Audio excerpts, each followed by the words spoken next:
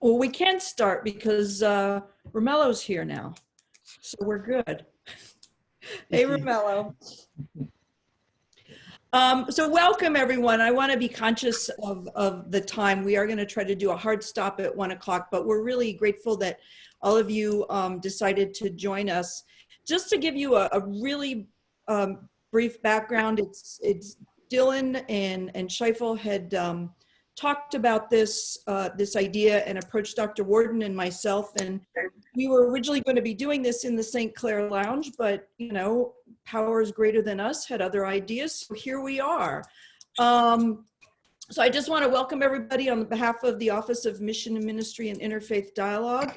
Brother Joe is going to lead us in prayer, and then Dr. Warden, who is our Catholic scholar in residence, is going to moderate the conversation with Scheifel, Dylan, and Maxine, and we'll have an opportunity for questions. If we could ask you to please just mute your mics so there's no outside noise. There is a chat on the side that I think, well, Brother Joe, are you going to go through that housekeeping stuff? Because you're better at it than I am. You want me to do that now or after prayer? Why don't we pray first and then you do it? Okay. Okay, thanks. All right. So let us remember that we are in the holy presence of God. Loving God, we ask you to be with us today. We ask you to guide our conversation.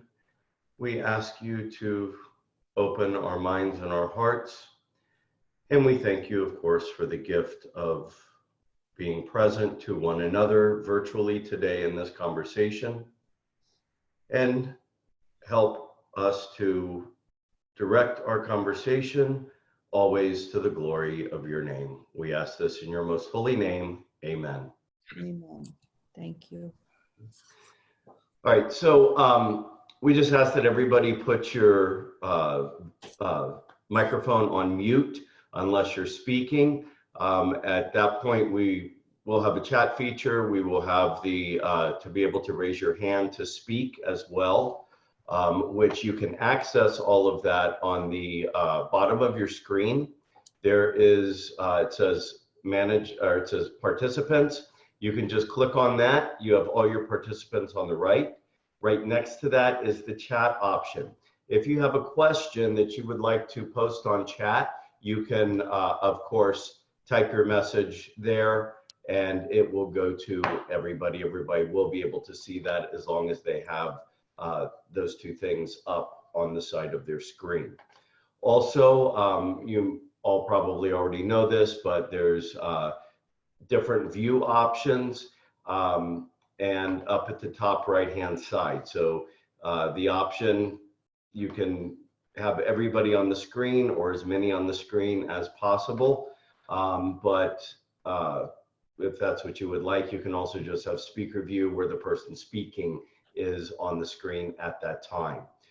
If you're going to get up and move around, just to kind of be not so distracting, you might want to turn your stop video. That's just on the bottom as well. Stop video, and the only thing that'll come up on there is your name, and nobody will see you moving around, taking care of animals or whatnot. So I think that should kind of help us to go smoothly today. Okay.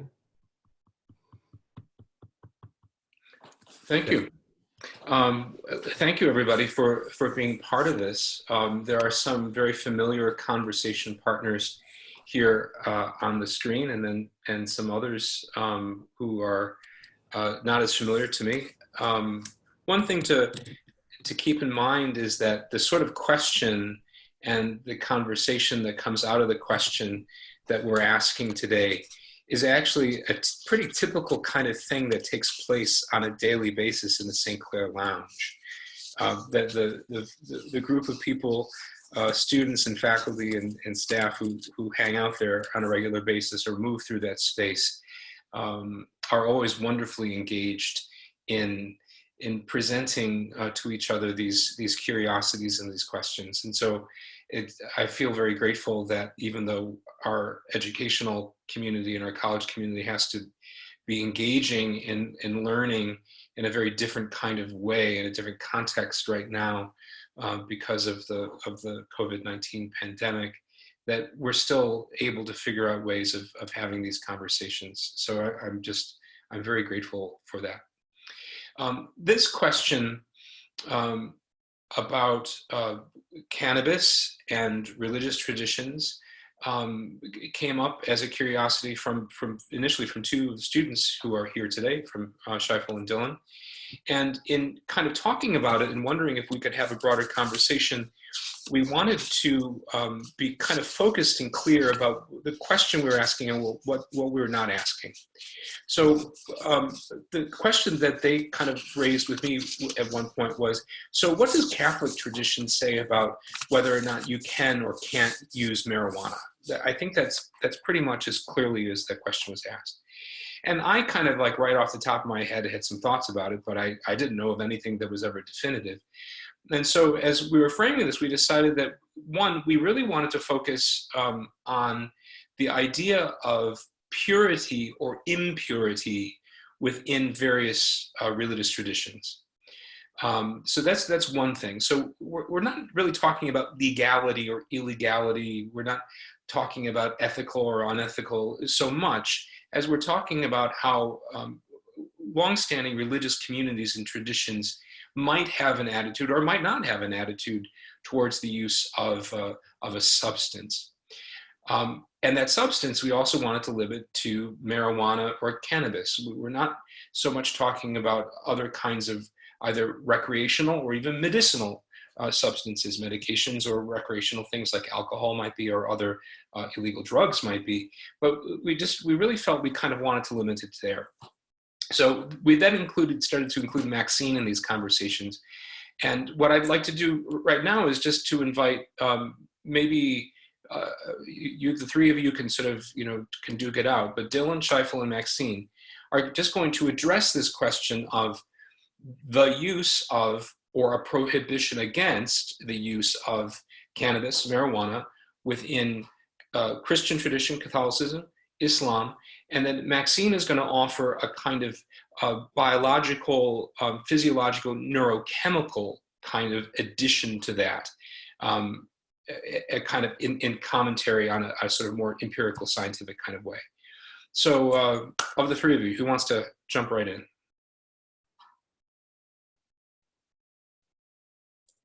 Hi, everyone. So my name is Maxine. I'm a senior at SFC and I'm a biology major. So I'm really happy to be here and I'm really happy that we're having this talk.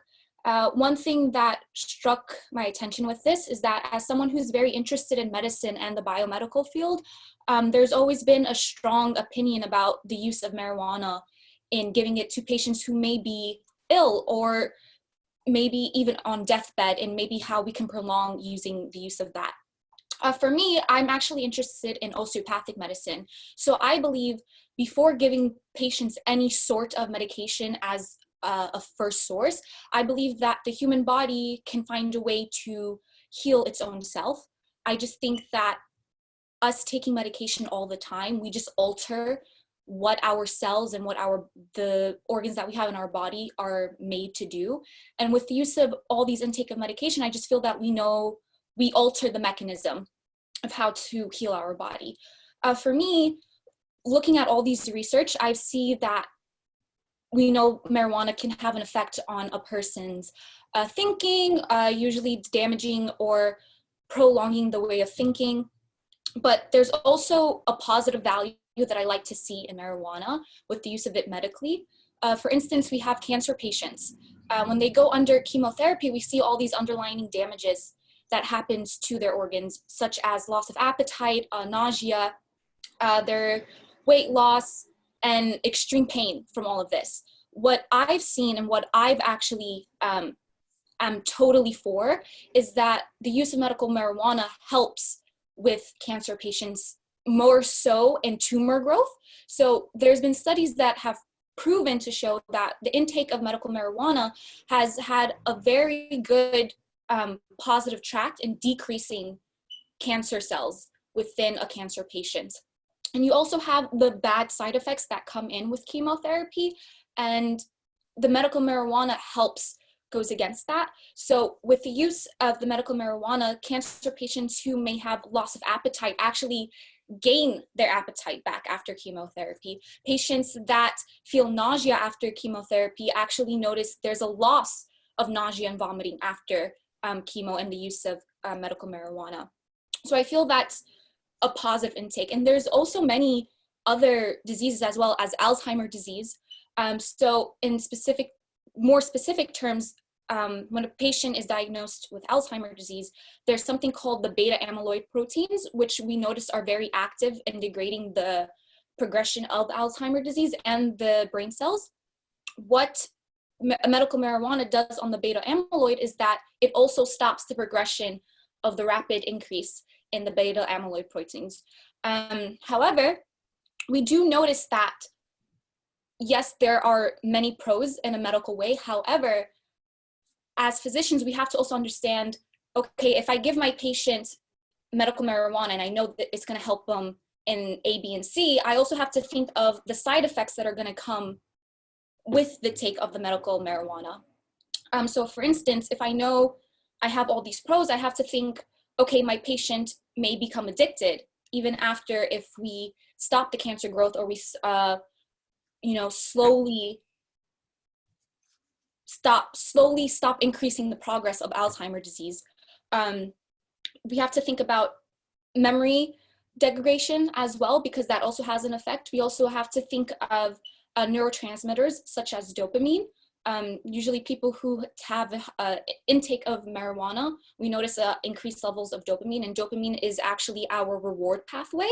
So dopamine is supposed to make us very happy and find pleasure, but a great increase of that can lead to hallucinations and paranoia. So although there's these positive outlooks, there's also these negative outlooks that we have to look at. And before this meeting, I actually was curious because I wanted to see, can medical marijuana subside to any other underlying diseases? And there was actually a research not too long ago at San Diego School of Medicine, and they found that patients who had a very high increase of marijuana intake actually led to HPV cancers. So although this is a new study and not enough research on this, it's very interesting that although we are linking medical marijuana to help with decreased tumor growth, there's also a link with increase of marijuana and signs of HPV cancer. So I thought that was very interesting. I know Shaiful and Dylan are going to go more into this, but I also I know Shaiful is going to go, I'm pretty sure you're going to talk about this, but also adding to the Islamic belief, usually for me, science and religion has always been a great tie for me, just because I do look at Islam and I do look at science, and usually I always have a battle between the both.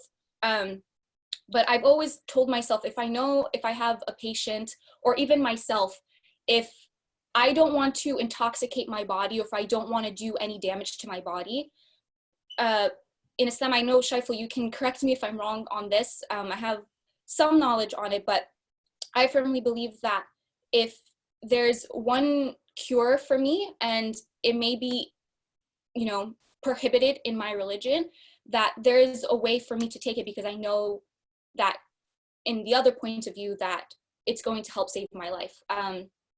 I don't know if Shaiful's familiar with this, but there's, I think, a belief where if the only thing that was available for us to drink was wine or was alcohol, and we don't have any water, Islamically, we are allowed to drink it, because that's our only source of hydration. But I know Shaiful can go into more of this, but my perspective on this is that if I was between a patient that, as me, I'm a physician, I want to help my patient, and I also have another patient that may be religious, I would have to cut the ties of between, I know, Dr. Warden, we also talked about this, the 4 standpoints of medical ethics, the autonomy, what I see is beneficent and non-beneficent, so I have to respect my patient, but I also have to explain to my patient, these are the possibilities that we have, but also respecting the autonomy of the patient.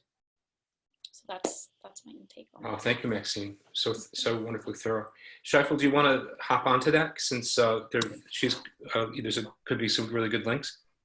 Sure, sure. Hello, good afternoon, everyone. I'm Shaiful. Thank you all for being here today. I'm a student at St. Francis College. I am a religious studies and history double major, a senior-ish. So basically what I wanted to start out with was I want to give a brief introduction on what Islam is. I know that we all have a general understanding, I would assume, of what Islam is in here, but I just wanted to give an overview and then I guess talk from there. So Islam is the world's second largest religion. It's the Abrahamic faith. It comes out of the region that is now known as modern day Saudi Arabia.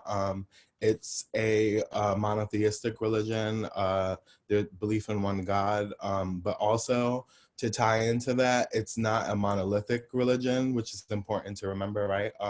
All Muslims don't think the same. We don't practice the same, right? There's most Muslims identify as either Shia or Sunni, and there's a lot of like enclaves of like identity within those two identities, right? There's different beliefs within these two sects of Islam, and I guess tying into that, what I want to talk about is what's important to talk about is Islamic legal like jurisprudence, right?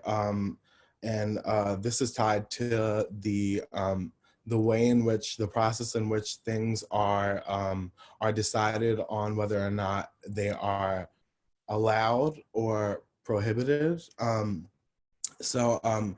There's usually a general consensus about certain things, right? That are basically clearly stated in the Quran, right? And in the Hadith, the Hadith are sayings of the Prophet Muhammad that have been recorded by his followers. Basically, I guess to equivalate, to make it easier for people to understand, the Hadith would be basically like equivalent to recordings of sayings of Jesus by the disciples. The Hadith would be the Prophet Muhammad's followers. They basically recorded things that he said, things that he did, and a lot of this has to do with intoxicants, right?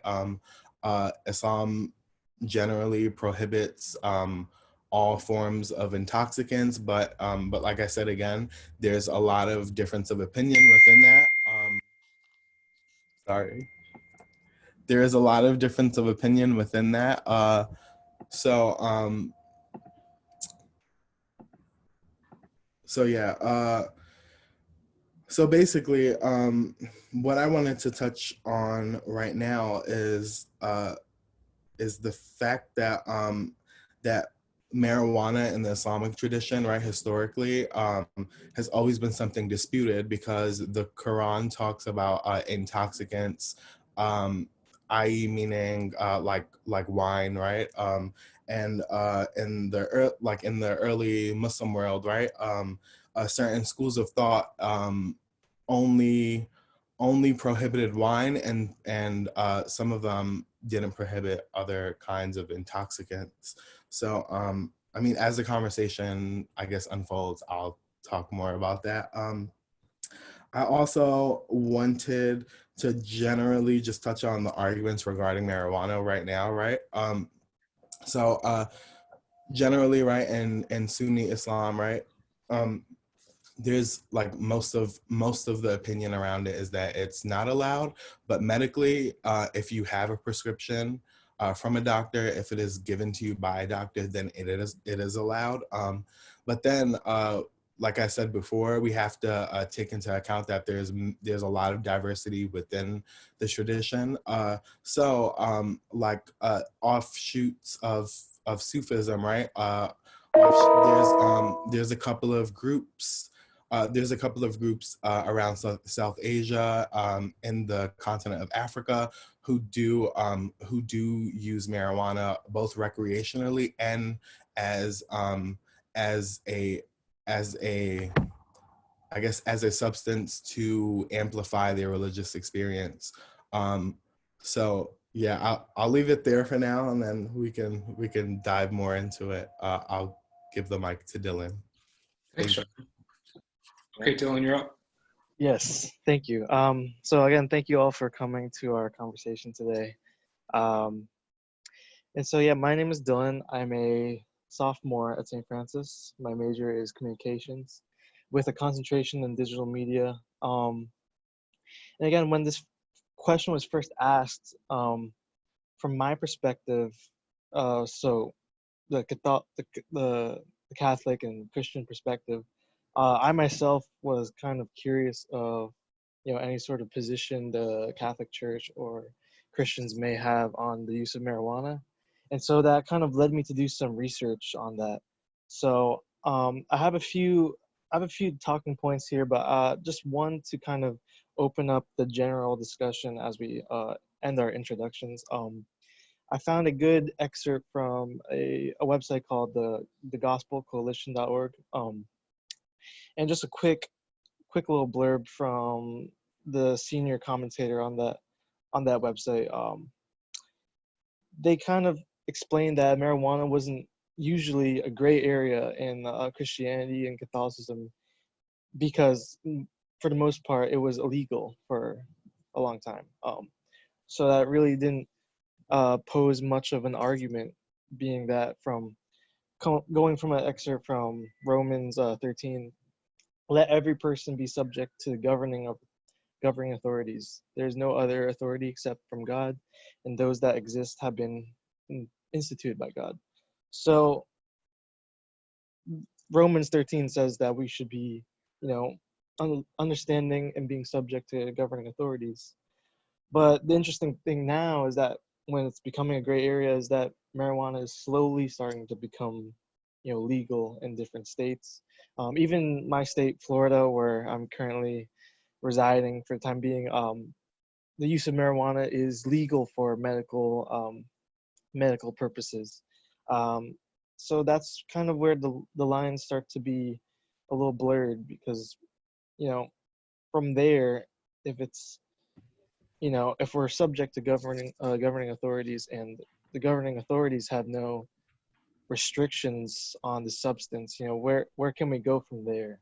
So I guess I wanted to just bring that up, just a quick little quote, and kind of maybe we can bring other people into the discussion, and we can maybe bounce off each other. But that's what I have to introduce for now. Thanks, Dylan. Wonderful presentations, all three of you. I've got a number of questions and curiosities, but want to allow anybody else who might be curious or have any comments or any specific questions to any of the speakers to jump in right now if you'd like.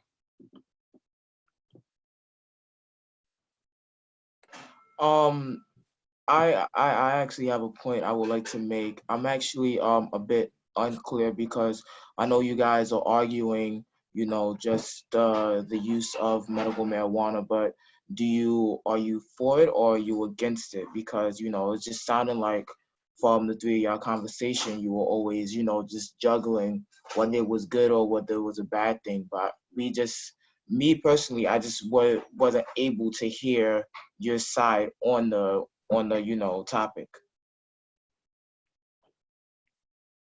So for me personally, I am for medical marijuana just because my understanding of wanting to be a physician and looking at the underlying cause, if there is something that I know will help my patient, I want to be, I want it to be that source. But I also have to look at, the other side effects, because no matter what you're going to give, you're always going to have side effects to a patient, whether it's mentally or physically. But for me personally, struggling with both religion and science, I try not to clash the both, even though sometimes it's very hard to do. But my main focus is that if I'm with a patient, I will give them all the possible causes, including if medical marijuana is in the picture. And even if my patient does not want it, I'm going to have to respect that either way, even if I think it's a beneficial move. But we always have to think of the autonomy of the patient. So that's just from, my own scientific and medical perspective. No, I definitely understand that because, going into your field, you wanna study medicine, you wanna be a doctor, and I believe all doctors live by an oath to, no matter what, save a life. So if you have a certain way of trying to prolong a life or save a life, then you're gonna try to go through all those different options to try to, keep a person alive. But let me see. What about Shiful and Dylan? Like, how do you guys Hello? feel about the matter? Are you for it or are you against it? So I mean, I don't think that it's imperative. Is that the word? No, I don't think that it's important.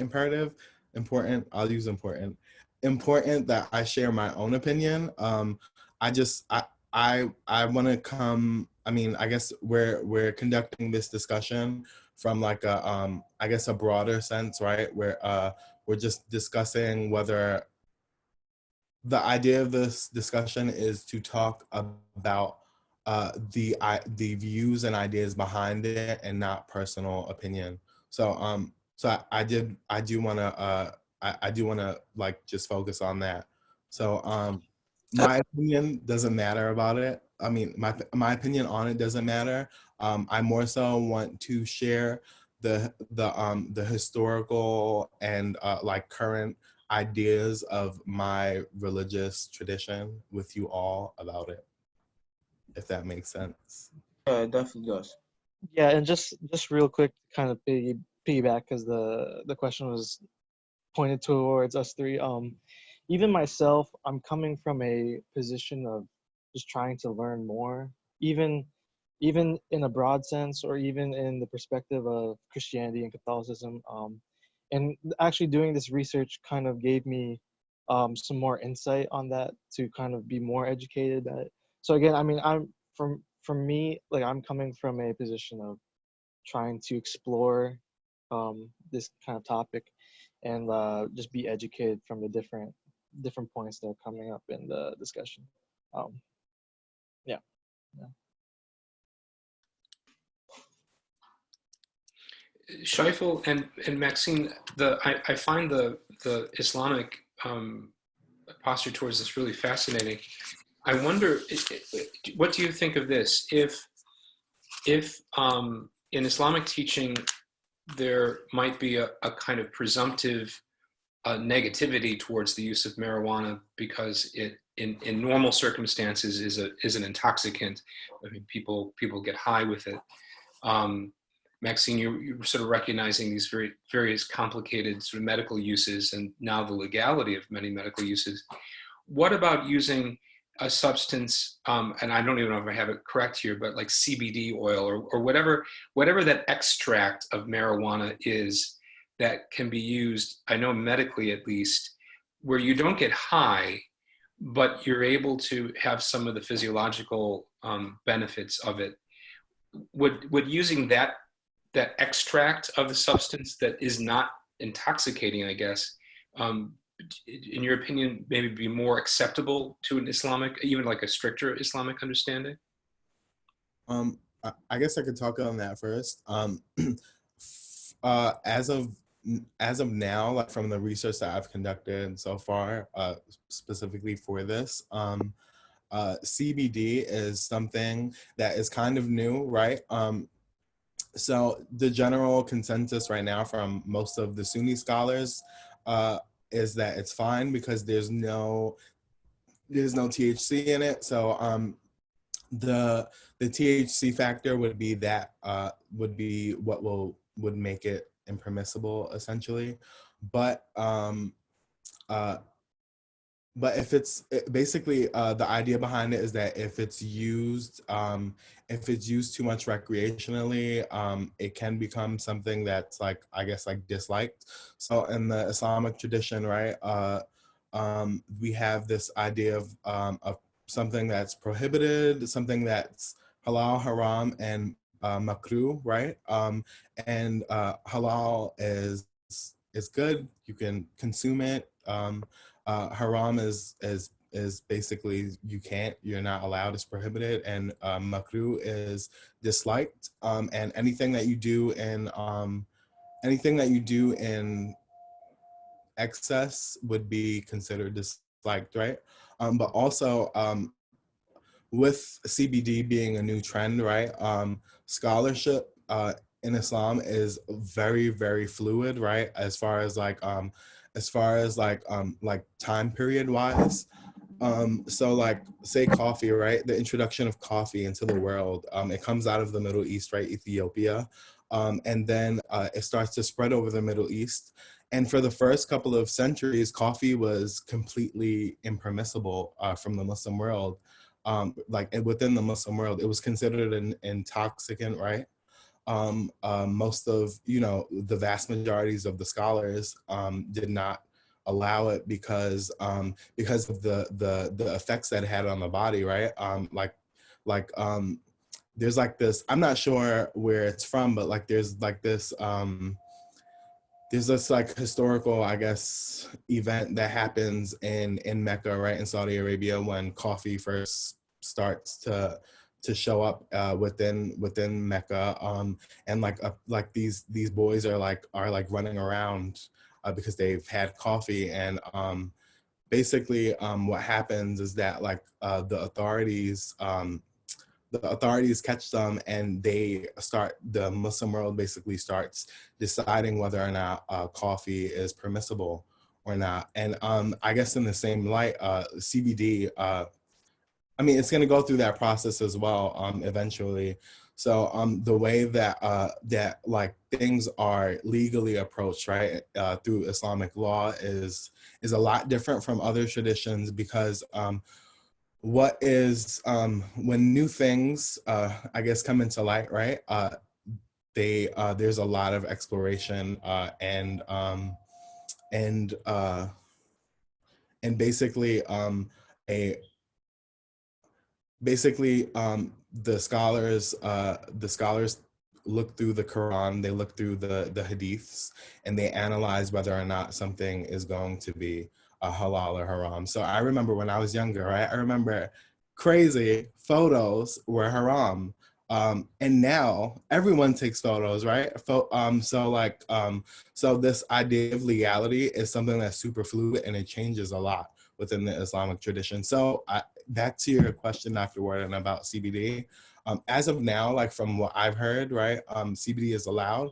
But I mean, like, who knows, like, with the discovery of like science as they further research, which has a lot to do with scholarship. Science is also looked at with intoxicants. All of that is important. So as of right now, I've heard that it's okay. But like, who knows in a year or not or two, like what the scholars are gonna say. It's constantly changing. So it's yeah. I don't know if Maxine has anything to say. Good Yeah, point. I'm actually on the same standpoint as Shaiful was saying. So the battle between halal and haram, even I know sometimes I would battle against that too with the works of science, even though I'm not too sure with the research done on CBD oil, because I didn't really look too much into it. As Shaiful said, scholars are going to change their viewpoint. If we find out through science that, yes, CBD oil can have all of these effects on the body, then maybe Islamically, we're not allowed to use it. Whereas if there are positive effects with the use of CBD oil, every scholar is going to have their different standpoints. And as Shaiful mentioned before, everyone is going to follow Islam a very different way. No one follows Islam all the same, and no one is going to have the same standpoints of whether this is halal or haram. But more so scientifically, if there is research and there is a positive impact on it, who knows? But from my standpoint, if I know that something is going to help my body, I may be more lenient towards it. Dr. Egler, I think you had your hand up.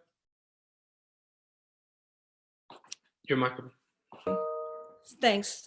So just to sort of put the Catholic spin on it, it is, I think, in very many ways similar to the Islamic approach to this.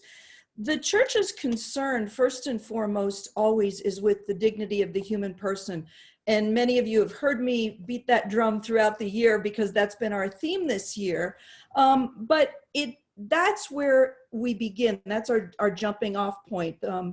How do we honor the human person? How do we, as human beings, honor our bodies? And the concern becomes, there are destructive effects to recreational use of drugs. When we become addicted, we lose control of our faculties. It's also important to note, though, that the Catholic Church does allow and actually even applauds the use of marijuana for medicinal purposes. Sort of citing in many ways what Maxine was talking about, with cancer therapies and things like that. But when we kind of move it into the recreational realm, the concern becomes it can spiral into an addiction, and we are no longer in control. I think Father Francis had his hand up. I do. Thank you, Dr. Egler. For those of you who don't know me, I'm Father Francis. I'm a very good friend with Dr. Egler, and it's wonderful to be with you. I was campus minister at St. Bonaventure University for 8.5 years, now on sabbatical. But this is a great conversation and reminding me of the good times at St. Bonaventure. I would be interested to hear the response of the panel and of anybody, actually, exactly where you were leading us, Dr. Egler. Medical marijuana, as Dr. Egler just explained, I would have no problem. It's becoming much more common that marijuana is becoming legal in states for recreational purposes. I'd be interested to hear, have you in your research found medically, is it more harmful than, let's say, cigarettes or alcohol? The Catholic Church has no problem with people drinking alcohol, right? We don't want to bring it to excess. We don't want to become addictive. But what about the realm of recreational marijuana, use of marijuana, and its effect on us? Thank you.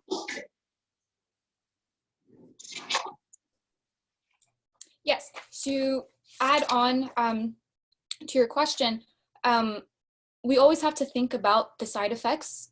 Of course, anytime if we want to take a recreational drug, or if we want to take any sort of medication. From my standpoint, I noticed that when we do take these type of recreational drugs, we have impaired of memory loss. So the way our thinking starts to degrade, there's a high increase of anxiety and depression along with taking these recreational drugs. There's a high release of dopamine release, which I think I've mentioned before is matched with our reward pathway. So with the high intake of recreational drugs, we're gonna have a high increase of paranoia and hallucinations. And the thing is that we always have to think of the long-term effects. Yes, we may have short-term effects, but if I do take this recreational drug, even maybe for a short period of time, how do I know what damage it's going to cause to my body? So also adding to just medical marijuana, if I know this is going to help my patient in one aspect, I know that my patient is going to experience maybe depression, maybe a notice of decrease in body movement just because they've become so lazy, or just having loss of appetite or even gain of appetite. I think it balances both ways. And the human body is very interesting because everyone is going to react differently to something. One person may take a recreational drug and may not even experience paranoia or hallucination, whereas another person can be fine, but has, will experience maybe depression or these other type of things. So, it always lies into, I guess, the person that's taking it. But I also, agree with you that there's these side effects that we have to be aware of. So yeah, I don't know if that answered your question or is a bit clear. Well, I guess in part my question is what's the difference between using marijuana recreationally as opposed to having beer recreationally or a hard drink? Because medically, you know, there was all sorts of medicines that we take when we're in the hospital because the doctors believe that that will bring us to the next point, to a better point. So that's okay. But recreationally, how does it compare to other recreational drugs that are legal, both within the church, as I would say? From what I'm understanding, it would not be legal within the Muslim context.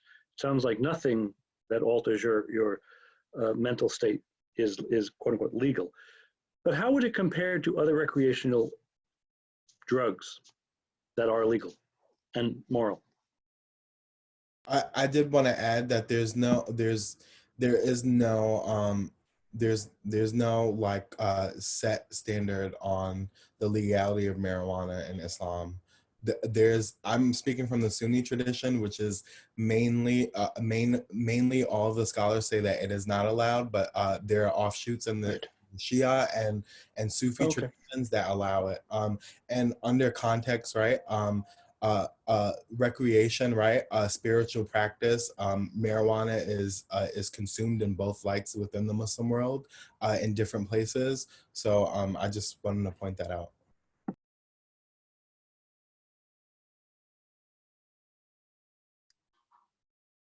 If you guys want to say anything, you can just unmute your mic. We've got about 5-7 minutes, something like that, before we're going to wrap things up. Are there any other people that maybe haven't had a chance to comment or ask a question that would like to? I see some really interesting and detailed comments from Zan, Z-A-N, in the chat. Hi. Hello? Oh. Hello? Oh, good. Go ahead. I'll speak after you. Okay. I was saying that due that I know marijuana is like sometimes illegal in some states, but some legal in many states on the country. There's I know that a lot of religious churches and people use smoking or something. Like in Jamaica, they like I know that in the Rastafarian churches in Jamaica they smoke weed or something. But I was saying that there's in any religion people like I say for Islam I know that they do hookah smoking, but does smoking does any like I would say for marijuana does it relate to like religion? Well, this is my question.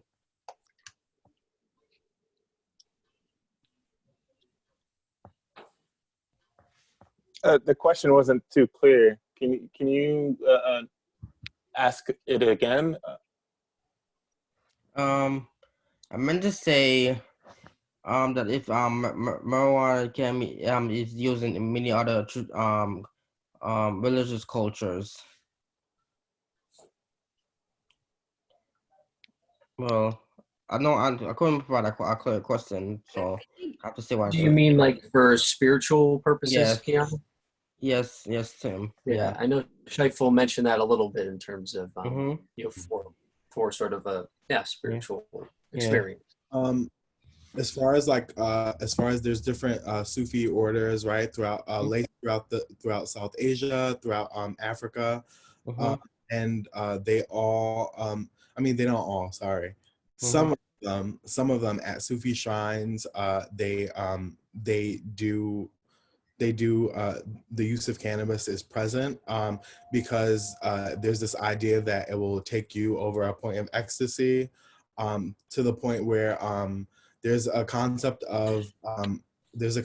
in Sufism called fana, and it's basically the destruction of your ego. So the idea behind the use of cannabis within these orders of Sufism is to basically alter your mindset and cross that boundary so that you reach this point of like, I mean, I don't want to call it enlightenment because that's not what it is. More so like this point of like letting go of your ego. Dr. Egler said something interesting about the human dignity, right? I would say that like this is like this idea of Fanas is like removing all traces of being human in a way and like letting go of yourself. If you've ever seen like you know like Sufi dervishes whirling in Turkey, same idea, right? Letting go of yourself, letting go of your ego, to the point where you're lost in this like ecstasy with like God, essentially. So I mean that's present within many different like Sufi orders around like throughout the Muslim world. So. Mr. August, I think you had a comment to make. Hi, yeah, I wanted to answer the question previous to the recent one in regards to the difference between using recreational marijuana to recreational drinking. So the difference is obvious. When you're drinking, that's the only way of consuming alcohol in a safe manner. With cannabis, there are different ways of using the plant. There's obvious, well, not the obvious, but there's the option of oils. You have the CBD oil tinctures. You have balms available. And there's different types of products. You can obviously smoke it. That's the most common way of doing some interactions with cannabis. And I say it that way because me personally, I see these substances as entities because you go through different experiences with them. There's different strains, and there are different places where you can use these substances and experience them in a different way. So in that manner, you should always keep in mind that how much you take, where you take it, who you take it with is very important. Those are the differences that you should keep in mind in regards to the difference between alcohol and the usage of cannabis. When you're using it recreationally speaking and medicinally speaking, in difference to alcohol. To answer that question, I don't know if that was a understandable answer. You know, to kind of make a distinction that I think kind of keeps popping up is so always, like we in medical ethics, we're always talking about weighing risks and benefits, right? So it's always kind of figuring out kind of like what's going to tip the scale.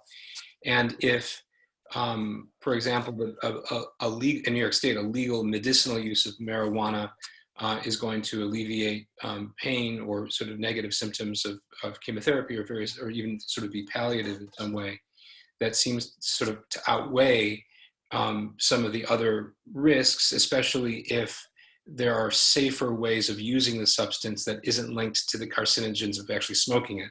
And maybe that's one reason why we're sort of seeing all those options or different opportunities for the use of cannabis there. Then on the other side of it, it also sort of seems to be, what are the risks of using it, not just in terms of carcinogens, but the sort of the addictive properties and that kind of thing. And even, I mean, all that's being played out right now in New York State in terms of, we have legalized medical marijuana that's around for a little bit of time. There's been a push, even on the part of the governor, to legalize recreational use of marijuana. And I think in New York City, a kind of administrative decision to sort of step away from legal pursuit of that recreational use, but it's still in this legal limbo. And especially with the COVID-19 pandemic, all those legal arguments and discussions and making things legal isn't going to happen for a while.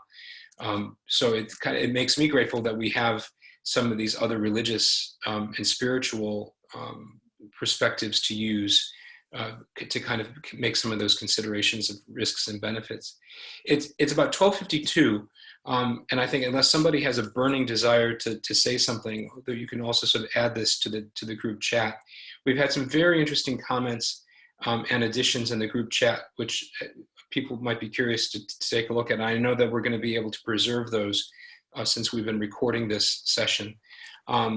I'm also aware that, if we were ever to have a further discussion on this topic, that some logical places to go would include the fact that we have, a scientific viewpoint in Maxine and as well as an Islamic viewpoint through her and Shaifa. We have a Christian Catholic viewpoint, but we don't have any sort of viewpoints from Eastern religions or other sorts of religious traditions, which could be a very interesting sort of other set of viewpoints to have here. And then to even sort of dig deeper into this distinction that we make between, we're making between recreational use and therapeutic use.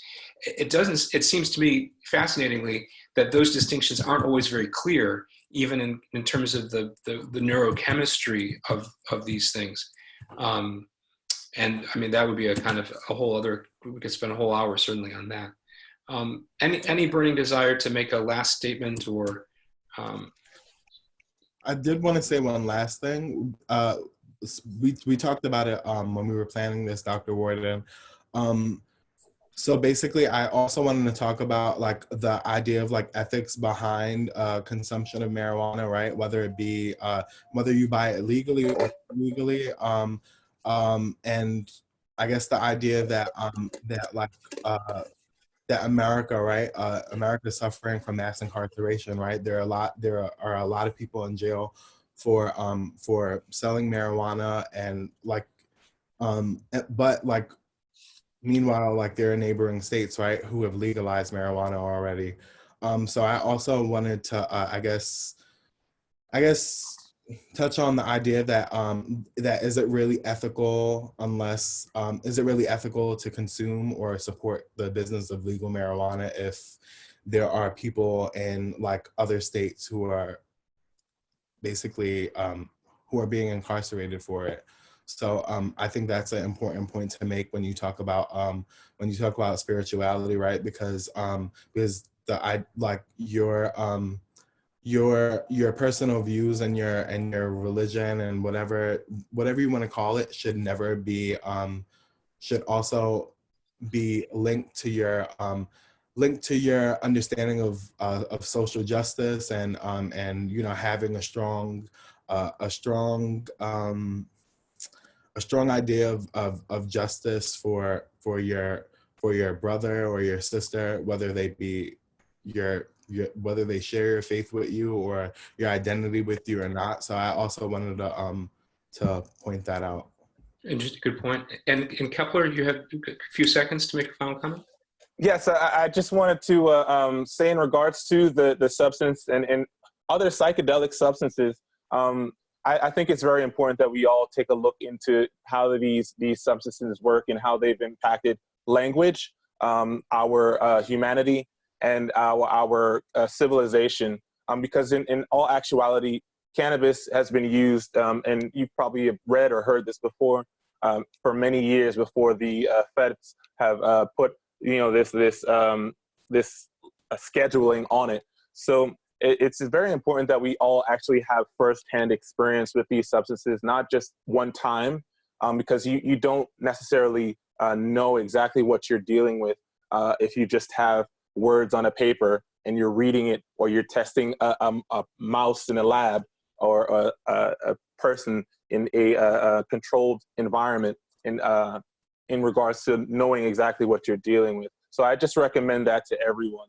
And if you don't want to do that, then there are definitely other ways or other people that can proficiently address the question of if marijuana is going to be a supplemental herb for our communities, for our facilities in regards to education, or so on, as regards to culinary arts, or medicinal usage, or just for recreational usage in other areas. Thank you. Well, I consider this an hour very, very pleasantly and well spent. I want to thank everybody who helped pull this together, Dr. Egler, Tim, Brother Joseph, everybody who participated, and especially Maxine, Scheifel, and Dylan. Thank you. And thank you, Dr. Warden. Thank you. For moderating Thank you. the event. Pleasure. I was a little, I'll be honest with you, I was a little nervous, not because of the participants, but how we were going to do this in Zoom, and it exceeded my expectations. So thank you all for coming. Hopefully we'll be able to do one or two more of these little Zoom meetings with some interesting topics before the semester ends. I already have a couple of ideas, but thanks for your comments. We've recorded this, as you can see. Once it's edited, we'll be putting it up on our YouTube site, not because of my abilities, but because of the amazing abilities of Tim. And then so we can go back and look at it, and the chat will be preserved as well, because I see some people wrote some good comments in there. So thank you all very much. Have a great afternoon, and we'll see you all again soon.